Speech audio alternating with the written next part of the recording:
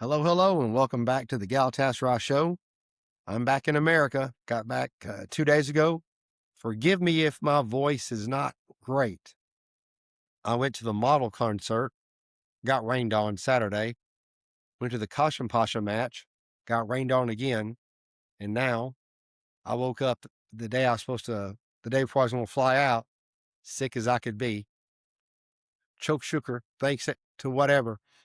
I had my 3 seats by myself on the plane so I could blow my nose, lay down, be in misery by myself and not bother anybody. So I'm feeling a little bit better today, but we've got to talk about something. We just have to. I got my green tea and my honey, so I'm good to go. So this is our first show post 26 championship. What a great season. We won our 26. Went to the final round of the Champions League, the final 16. But what did the TFF have to say to that? They said, ha, ha, ha. You thought that was a good season? Well, you thought we gave you problems last year? Just wait till next year. And they came out with something that they've tried before, and it didn't work. The 10-4 rule. Now, 10-4 in America means 10-4, good buddy. Everything's cool. A 10-4 foreigner limit is totally opposite. So that means you can only have 10 foreign players of any age, but you can have 4 that are 22 or under. Well, we only have 2 of those. That's Anaga and Armando. And as you saw, Anaga played some.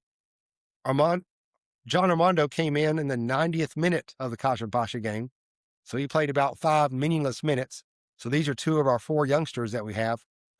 And if you remember, back to the last time that we had this rule, it was a 2013-14 season. Yeah, you remember that one for beating Juventus, going deep into the Champions League. Everybody loved it.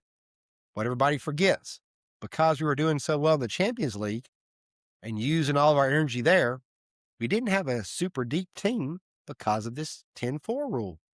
Therefore, we lost the league to Fenerbahce by 9 points. 9 points.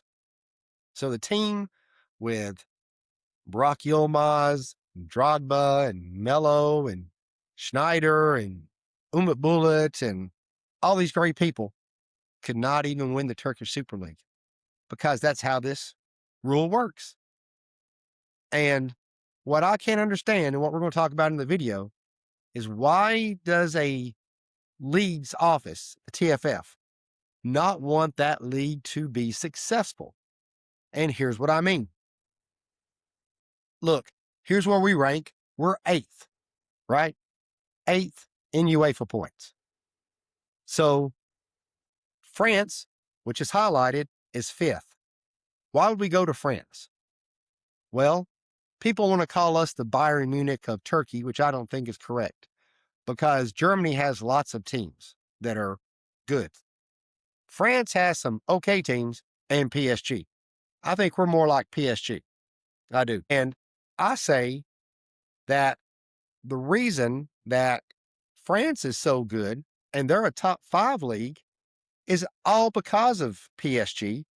Look here at the country points. Look, they're the third most of anybody. So if you take PSG and just make them a normal team, right? Not Qatari backed, a normal team, PSG is going to lose their top 5 position. They're going to drop out. They might go from 3 Champions League spots to 2 or 1, kind of what we have in our league. But if you look at PSG, it's not just that they're Qatari backed. It's that their league wants them to do well. So case in point, the same weekend we played Liverpool, then had to play Besiktas, right? Think back. Fenerbahce played Nottingham Forest. They got to play on Sunday, rest. We played a day earlier, right? Played a day earlier against Besiktas on the road. Meanwhile, PSG has a Champions League quarterfinal. What does the league do? Hey, PSG, if you don't want to play that game, we'll just delay it or cancel it if it doesn't mean anything. We want you to be ready for the Champions League. And one more thing, PSG not only has the Qatari money behind them, but another thing their league does for them. Do you know what their foreigner limit is? Nothing. Nothing. If they want to roll out a game against Lens or Marseille with 0 Frenchmen on the team, 11 foreigners, that is totally cool. And do you know how much that helps them in the Champions League? Yeah, that's right. They don't have to worry about finding the best Frenchman and then supplementing in. Like we've got to find where can the best Turks, and then fill in. They find who is the best player available at this position. And that's why they get to do better in the Champions League than we do, because we don't have all the money that the Qataris have, and we got rules handicapping us that they don't have. Just imagine if we had a league that supported us, instead of trying to choke the life out of us. If PSG does great in the Champions League, their coefficient continues to march up. They get more teams in the Champions League. That benefits those teams and the league. The league gets more money. Whose television package do you think is better? France's or the Turkish Super League? Ours is crap. BN hardly pays us anything for this television package, right? But what if last year we go to the final 16? What if we go to the final 8 or better? And then next year we do better. What's that going to do? It's going to drive up our coefficient. So then all of a sudden the second place team in our league will get in Europe. Now we get even more teams doing well. The coefficient, you see how it compounds? It compounds. So the league keeps getting better. All of a sudden we'll have 3. Now everybody's happy. Everybody would be happy. And so it's not just that, it's the money. You make all this money for being in the Champions League. That gets spread among all the teams. And now all of a sudden, you've got Galatasaray, a perennial Champions League final 16 and beyond team. You have Fenerbahce, Trabzon, Besiktas, somebody else who's in the Champions League every year. Now you go to negotiate your TV contract. Guess what? You've got a lot more that you can bargain with. Now your TV contract is better. And you're not just getting more money, more eyeballs are on you, right? Why is the EPL so popular here? Because you can't cut your TV on a Saturday and not see an EPL game. You can't cut on the ESPN app in America and not see a Bundesliga game. We want that for the Super League. So what I can understand is why that the TFF, as soon as we do great in the Champions League, and now we've qualified directly for the second year in a row for the first time in years, so we can really build on it, that they want to cap us at the knees and make us where we've got to focus on one thing. Again, focus on the Champions League, which will be harder because we can't have as many foreigners. We're going to talk about that. Then you give up the league. Now, all of a sudden, guess what? The next year, if you don't win the league right now, you don't automatically qualify. Now you got to go through qualifications, pay more games, wear your players out more, hurt you more in the league. So you see why a Galatasaray fan would look at this and say, hey, they're doing this just to stop us. They don't want the gap to get any bigger.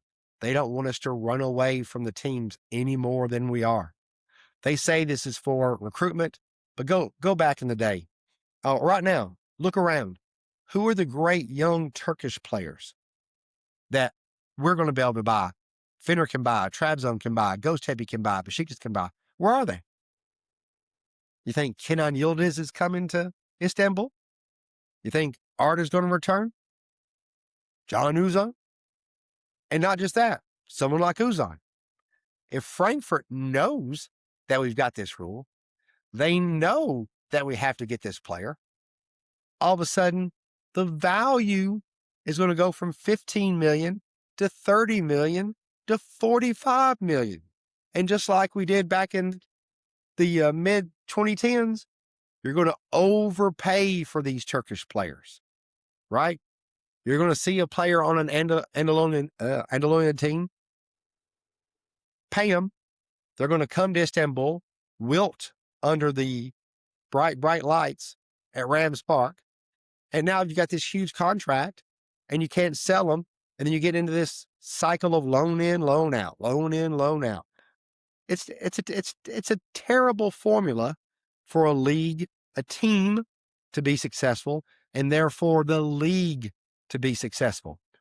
All this is going to do is keep the Turkish Super League 7th or 8th place.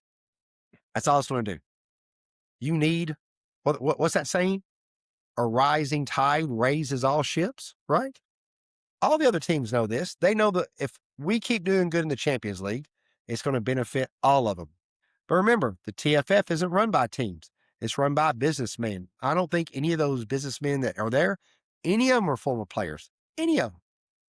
All right, so that's the big picture. Let's talk about our team. And as I said earlier, it's our first video post the championship. And one of our partners, Classic Football Shirts, is having an end of the season sale. That's right. You can save 20% off all 25, 26 products. That's like the Galatasaray Christmas sweater, jerseys, anything that they still have. 20% off. Use code FULLTIME, FULLTIME, full-time. I got the link in the description. Click on that. That's our personal link. It'll take you right there. You'll save some money and it will help the show. So thanks. So right now, on the experienced foreigners list, we have 14. So that's 4 too many. So 4 have to go. Now, we all know, what do we need? A number 10. We need a number 10. Well, everybody's talking about Bernardo Silva. Let's say that happens, right? That'd be great. We get Silva. What is he? Another experienced foreigner. Now it's 5. Now remember, Turkish players don't count in this. It's only foreign players. So now there's 5 we got to get rid of. So look at the list. Who's going? And more importantly, how does a Cardi stay? How do you keep a 34-year-old striker when you've got to cut at least 5 players? Is Singo going to leave? Sanchez? Jacobs? Bowie? Bowie could leave. There's one. Shalai? He plays so many positions. Torreira? Lamina? Sara? Ilkay? He could leave. That's 2. 2 for sure. Right? Noah Lang? He has to leave now. He was going to be expensive, but this rule will make it for sure that we can't keep him. So there's another one. Sane, he'll stay. Asprilla, he'll probably go now because of this rule. There's 4, and there's 1 left. So is it going to be a Cardi? Is it going to be Lamina, Torreira, Shalai, Jacobs? Who's it going to be? It's got to be one of those. And remember, that's just if you don't sign anybody else, anyone else from any other country, right? And so, yeah, now we've got to go. And just like with Urjan, thank God we got Urjan now. Can you imagine if we had a foreign keeper? How bad it would be? So just like that, now we have to go try to transfer players from teams we compete with, like Trabzonspor, like Fenerbahce, like Göztepe, like Besiktas. Those players are safer, right? Because they play at bigger clubs. It's more of a risk to transfer somebody from a lower level club that's never played under that kind of pressure. Let's go with Konyaspor. I like Konya, I've been there. But if Konya drop points to somebody they're not supposed to, right? It's not whoever their coach is, Istifa trending right away on Twitter. That's the difference in pressure. You heard what Ederson said, the messages his wife is getting. So there's just a different dynamic to playing for Galatasaray that you're not going to get in Konya or Antalya or Eskişehir or anywhere else like that. So it makes it hard to find those Turkish players.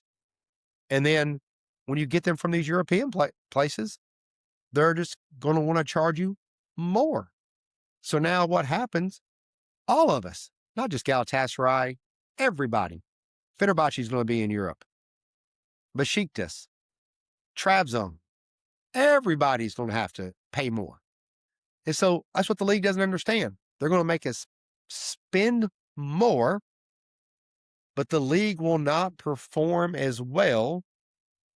Therefore, the money that's coming in is going to be less.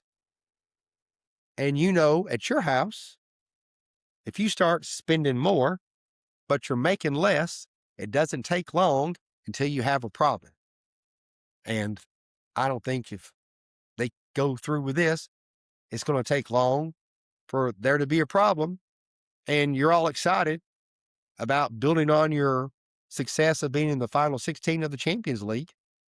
And now all of a sudden, this is here, and it kind of mutes your excitement. I mean, I saw everybody last week was starting to put out their transfer preview videos, and it was this guy and this guy and this guy. And I just kept seeing these clips showing up on my Instagram and TikTok and Twitter. And I'm like, how are we going to sign that guy? He's not a Turk. That guy's not a Turk. Neither is he. Neither is he. Neither is he. And I'm like, I can't do a transfer video until I'm for sure this stupid 10-4 rule is going through. And our president, everybody, Abdullah Abji, all talked to Erdogan. Nothing happened. So the rules passed. It's not going anywhere unless something major happens, like Galatasaray sue. And so we're stuck with it. And so, yeah, tell me in the comments, who are the 4 that you're going to take out today, because we got to take 4 out today. And if we do get a 4 in number 10, who's going to be your 5th one? And then we got to go out and find 2 young players, 22 and under, that can play significant minutes and contribute. That's what worries me about what we have right now. And Naga did not play significant minutes this year. Armando was playing when I was in Samson. He played with the U21s that day. So, like I said, he played like 5 minutes all year with the big team. That doesn't lend a lot of confidence in me that he's going to be ready next year to get out there and do his thing in the Champions League. Tell me if I'm wrong. So that's the video. We can start doing transfer speculation now because we actually have the rule. But again, the hard decision is going to be Galatasaray and who to sell. I knew this was coming. You saw in the Kashan Pasha video when Icardi was walking off. I was like, is this the last time we're going to see him? Because this rule makes it really, really hard to see a scenario where he stays. But man, last season, like I said, they didn't delay our game like they did these other people. The TFF was against us all year. They didn't even come to our championship celebration to present the trophy to us. Not a single TFF member came. Everything they tried to put against us last year, we won anyways. And we're a bunch of lions. When they get cornered, we come out fighting. So we're not going to let this stop us. We're going to find and do what we need. I believe in my Galatasaray. So, Heidi M. Buke Jimbo.